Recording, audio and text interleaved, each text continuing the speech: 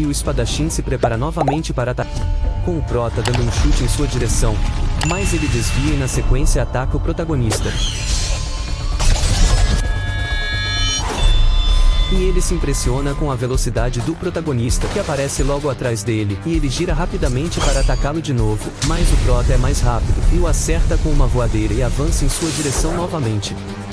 O espadachim se recorda que o velho sempre pedia que ele tomasse cuidado, e que apesar de ele ter direito de se vingar dos Shimu, eles não sabia de nada que poderia estar escondido, e que ele não deveria acreditar cegamente nas informações da Associação Céu e Terra. Então o espadachim que continuava lutando contra o protagonista pede que pare, como se o velho estivesse em sua mente o manipulando. Ele falava para que esperasse até o término da luta. E ele se prepara, e lança um forte ataque sobre o prota, acertando vários golpes. No entanto, o protagonista tinha desviado, e o espadachim apenas acertou suas roupas. Então o prota aparece bem abaixo dele e segura o braço em que ele usa a espada, e acerta em cheio o espadachim no peito, fazendo ele cuspir ketchup e voar para longe caindo de um penhasco. O prota vai atrás, mas ele para, quando percebe que o espadachim tinha caído no penhasco. E logo em seguida ele vai atrás dele. E vemos o protagonista sobre o rio, e ele fala que no início ele não planejava matá-lo, mas no último segundo o espadachim conseguiu bloquear seu golpe com a bainha, e ele tinha certeza que o espadachim mal tinha sofrido lesões internas, e que ele apenas tinha fugido. E o prota fica preocupado, por ter deixado o espadachim escapar. E em seguida vemos o espadachim saindo de dentro do rio.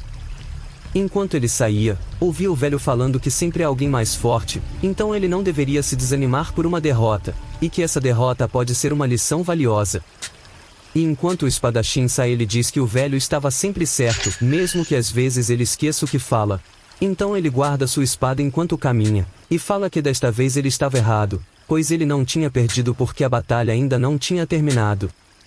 Pois teria que considerar que ele tinha sido atacado por dois covardes, primeiro um monge que havia mexido com ele através das palavras, e depois o gorducho. Caso contrário ele teria cuidado de tudo com um único golpe. Ele fala que voltará assim que descansar e comer um pouco, e a cena corta para a casa do espadachim novamente. E vemos ele chegando bem exausto da batalha. Enquanto entrava em sua casa, ele pensa que o velho havia ficado a noite toda sussurrando em seu ouvido. Então ele ouve um barulho vindo de dentro da casa, e a cena corta para o local do barulho. Então vemos um grupo de pessoas com espadas próximo a um cadáver. Ixi. E eles falavam que o velhote era teimoso, e que ele não tinha dito nada sobre a espada relâmpago voadora até o final. E eles nunca tinham visto alguém que aguentasse aquele nível de tortura, e em seguida falam que perderam muito tempo ali, e que deveriam limpar tudo e retornar. E o espadachim entra no local, e ao ver o corpo caído ele reconhece que era o velho que cuidava dele desde criança. Então nós vemos um flashback do espadachim novamente, de quando ele ainda era criança e alguém o procurava. E vemos o velhote se aproximando, e ele pergunta se ele estava pensando em seus parentes novamente. O jovem diz que sim, mas por mais que se esforçasse ele não conseguia lembrar de seus rostos. Mas o homem diz que isso era natural, pois ele era muito pequeno naquela época. Então ele chama o jovem para voltar e que ele o ajudaria a se lembrar deles. E eles seguem seu caminho. Mas por não terem um lugar para ficar passaram por muitas dificuldades.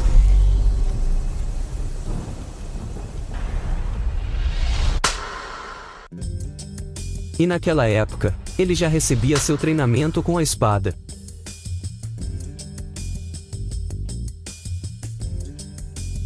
E o velho dizia que ele não devia apenas memorizar a técnica, mas sim entender o que cada movimento significa, e como aplicá-los em batalha. E finaliza falando que quando ele dominar cada uma das técnicas da espada relâmpago voadora, ele poderia finalmente apontar sua espada para seus inimigos.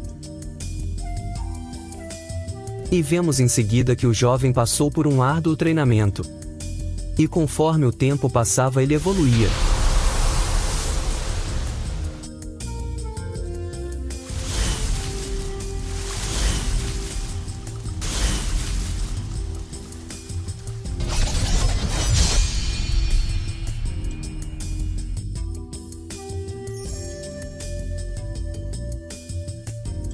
até o dia em que aconteceu aquilo, onde ele havia perdido a pessoa mais importante desde seus pais.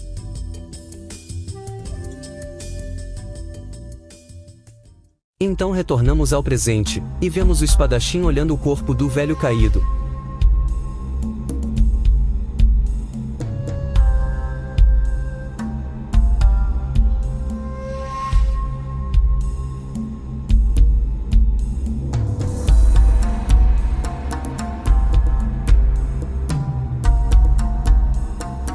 E ele se ajoelha para verificar se o velho ainda tinha vida.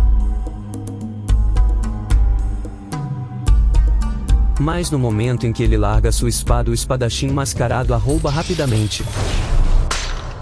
E o líder dá ordem para que os outros o ataquem. Eles se preparam e apontam suas espadas contra o espadachim. O líder fala ao espadachim que era uma pena que as coisas acabassem daquele jeito. Então ele pede o pergaminho da espada relâmpago e o espadachim fala a ele que não tem.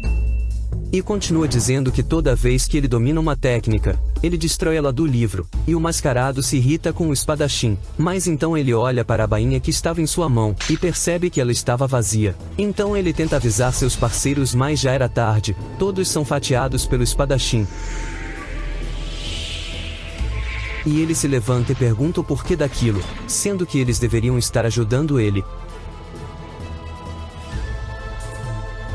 O homem então tenta sacar sua espada e recebe um corte em sua perna.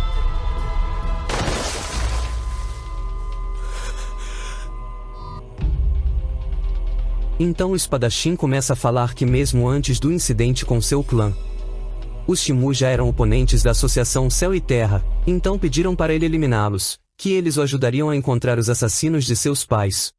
E ele questiona o homem quanto disso era verdade, e pergunta também se o mestre que ele matou, e o monge a quem tentou assassinar recentemente realmente eram seus inimigos.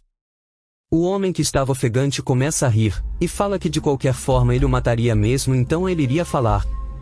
Então o espadachim pede que ele apenas diga a verdade, e ele pouparia sua vida. O homem então pergunta se ele estava tentando fazer ele de tolo. O espadachim pega sua espada e fala que se a intenção dele seria apenas ganhar tempo. Mas o homem começa a falar. Primeiro ele começa falando que o mestre da espada trovão, que seria o pai dele, nunca teve nenhum filho. O espadachim não consegue acreditar no que acabou de ouvir. O homem então diz que este pequeno fragmento de verdade não responde a nenhuma das perguntas dele, mas torna tudo o que ele fez até agora sem sentido, e ele completa dizendo que se ele não acredita no que ele está falando, então deveria ir para a região onde fica a base a quem ele serve.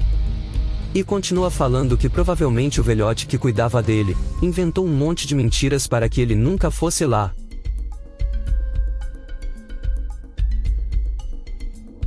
E conta que ao contrário do que foi dito a ele, o monge do Templo Amarelo nunca foi um assassino.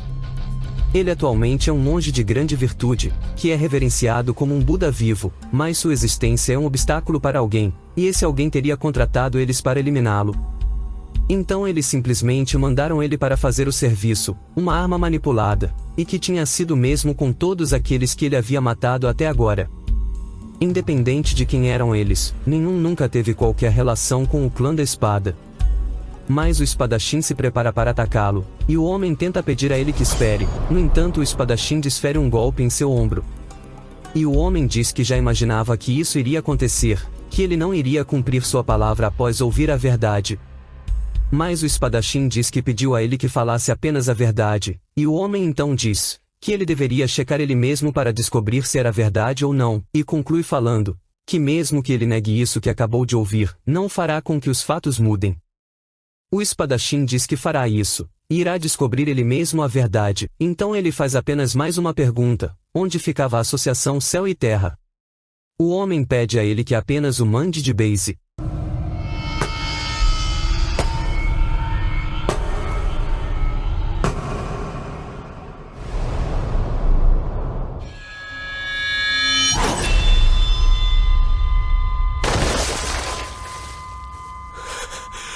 Então o espadachim o tortura até conseguir a informação.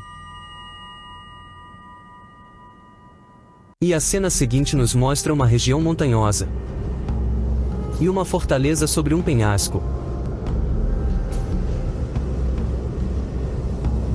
E vemos dois guardas que avistam um sinal de luz.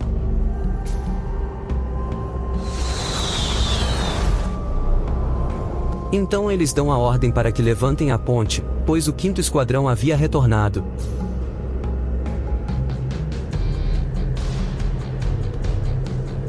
E assim que eles suspendem a ponte, vemos na densa neblina um espadachim que vinha caminhando.